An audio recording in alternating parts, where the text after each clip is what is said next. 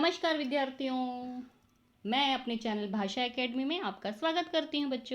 बच्चों आज मैं आप लोगों को कक्षा 10वीं की हिंदी पाठ्य पुस्तक लोकवाणी से पाठ 8 कर्मवीर कविता बताने वाली हूँ। बच्चों इस कविता के कवि हैं अयोध्या सिंह उपाध्याय अरिहोद। तो सबसे पहले हम जान लेते हैं अरिहोद जी का जीवन परिचय। तो इस तरह से है। अयोध्या सिंह उपाध्याय अरिहोद जी का जन्म उत्तर प्रदेश राज्य के आजमगढ़ जिले में हुआ था और ये हिंदी साहित्य के प्रमुख हस्ताक्षर थे तथा हिंदी साहित्य सम्मेलन के सभापति भी रह चुके हैं। हिंदी साहित्य सम्मेलन समिति के द्वारा इन्हें विद्या वाचस्पति की उपाधि से सम्मानित भी किया जा चुका है। खड़ी बोली हिंदी साहित्य के विकास में इनका विशेष योगदान भी रहा है। बच्चों वियोग तथा वात्सल्य वर्णन, लोक सेवा की भावना व प्रकृति चित्रण इनके काव्य की विशेषता रही है। बच्चों इनकी कुछ प्रमुख कृतियां हैं, उसे देख लेते हैं। वैदेही वनवास, प्रिय प्रवास महाकाव्य है उनका, ठाठ, अधखिला फूल उपन्यास है, रुक्मिणी परिणय, विजय व्यायोग नाटक है इत्यादि। बच्चों इस पाठ की प्रस्तावना इस तरह से है कि कवि क्या कहना चाहते हैं। कर्मवीर इस कविता में के माध्यम से कवि हरिओद जी ने ये बताने का प्रयास किया है कि कर्मवीरों के लिए कर्म ही पूजा होती है। वे कर्म करने के लिए सदैव तत्पर रहते हैं, यानी तैयार रहते हैं। वे असंभव को संभव बना देते हैं तथा देश और समाज को उन्नति के मार्ग पर ले जाते हैं। उन्हें कर्मवीर कहा गया है। चलिए बच्चों देखते हैं कविता इस तरह से है। देखकर जो विघ्न बाधाओं को घबराते नहीं, रह भरोसे भाग्य के दुख भोग पछताते नहीं। काम कितना ही कठिन हो किंतु उकताते नहीं। भीड़ में चंचल बने जो वीर दिखलाते नहीं। मानते जी की है, सुनते हैं सदा सबकी कही। जो मदद करते हैं अपनी इस जगत में आप ही। भूल कर वे दूसरे का मुंह कभी तकते नहीं।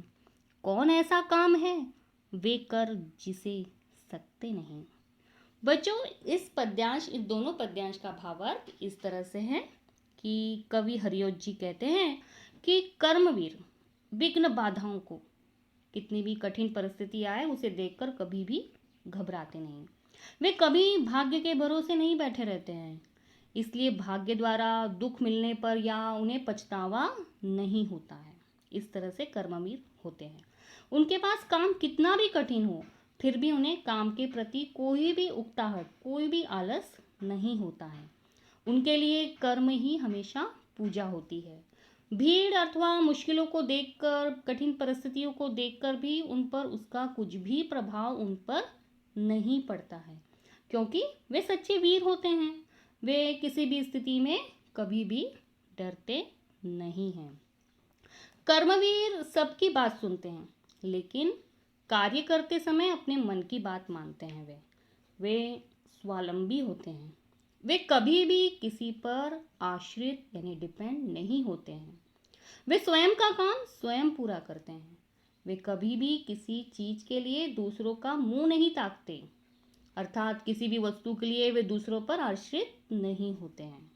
इस दुनिया में भला ऐसा कौन सा काम है जिसे वे पूरा नहीं कर सकते, अर्थात वे सारे काम करने में सक्षम हैं। चलिए देखते हैं अगले दो पद्यांश, वो इस तरह से हैं।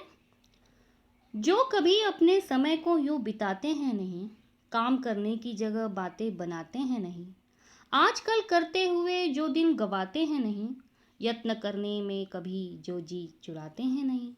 काम को आरंभ करके यूं ही नहीं छोड़ते, सामना करके नहीं जो भूल कर मुंह मोड़ते। जो गगन के फूल बातों से वृथा नहीं तोड़ते, संपदा मन से करोड़ों की नहीं जो जोड़ते। बच्चों इस पद्यांश का भावार्थ इस तरह से है कि हरिओद जी कहते हैं कि कर्मवीरों के लिए समय बहुत ही महत्वपूर्ण होता है, इसलिए वे समय को कभी भी व्यर्थ नहीं गवाते। जिस काम को जिस समय करना हो उसे उसी समय पर पूर्ण करते हैं, उसे कल पर नहीं छोड़ते। जहाँ काम करना हो वहाँ कोई बहानेबाजी या आनाकानी भी नहीं करते। आज का काम कल पर टालकर वे अपने दिनों को व्यर्थ भी नहीं गंवाते। समय का सदुपयोग करना यही उनका कर्तव्य होता है। कोशिश या मेहनत से वे कभी भी पीछे नहीं हटते बच्चों। कर्मवीर कार्य को कभी भी बीच में भी नहीं छोड़ते हैं। कार्य कितना भी कठिन हो वे उसे पूरा करने की ठान ही लेते हैं। काम को पूरा करते समय यदि कोई मुसीबत आ जाए तो भी पीछे नहीं हटते। वे काम से कभी भी मुंह भी नहीं मोड़ते हैं। कर्मवीर आसमान के फूलों को व्यर्थ बातों से नहीं तोड़ते, अर्थात वे अपनी प्रशंसा के लिए बड़ी बड़ी बातें नहीं बनाते। जिस कार्य को करना है बस उसी पर अपना ध्यान केंद्रित करते हैं। वे मन से करोड़ों की संपदा नहीं जोड़ते। चलिए देखते हैं अगले दो पद्यांश किस तरह से हैं।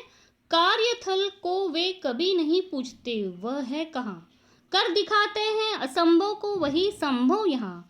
उलझने आकर उन्हें पड़ती है जितनी है जहाँ, वे दिखाते हैं नया उत्साह उतना ही वहाँ।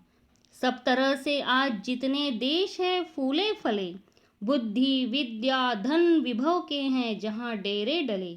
वे बनाने से उन्हीं के बन गए इतने भले, वे सभी हैं हाथ से ऐसे सपूतों के पले। बच्चों इस दोनों पद्यांश के भावार्थ इस तरह से हैं। हरियोत जी कहते हैं कि कर्मवीर कार्यस्थल की तलाश में यहाँ वहाँ खोजने के लिए भटकते नहीं हैं। वे जहाँ होते हैं वहीं उनका कार्यस्थल होता है। कर्मवीर मुसीबतों का सामना करते हुए असंभव कार्य को भी संभव कर दिखाते हैं।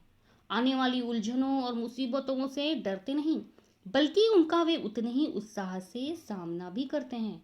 उलझनों को देखकर उनमें नया जोश, नई चेतना आ जाती है, नई शक्ति आ जाती है और वे अपना कार्य उत्साह से करते हैं।